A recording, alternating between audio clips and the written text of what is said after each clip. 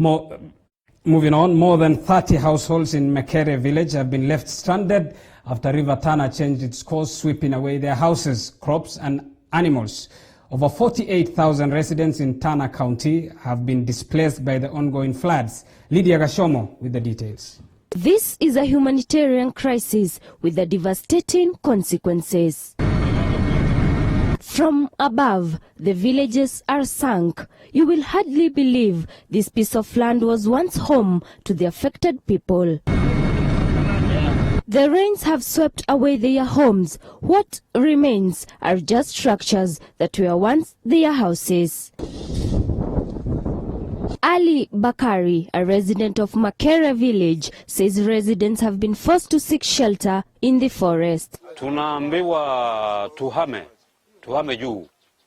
Wale ambao kwamba manyumba yao yameshabomoka, sasa hii tumeenda tunakaa na shida. Na wale wengi bado tuko hapa ndani ya mji. Tunaambiwa tuondoke twende juu tukahame huko. Hatuna pesa za kwenda kuhimili haraka huko. The victims are appealing to the government and well-wishers to come to their rescue. Tunaomba serikali tusaidie. Tumekubali kuhama kutoka hii mji. Watusaidie.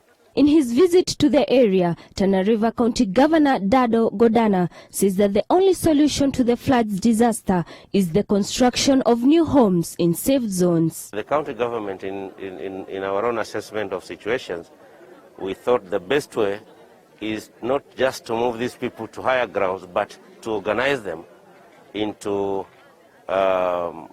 bigger settlements and integrate it with the urban agenda of the county.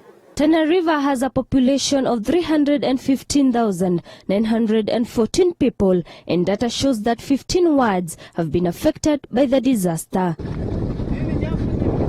Lydia Gashomo, TV 47.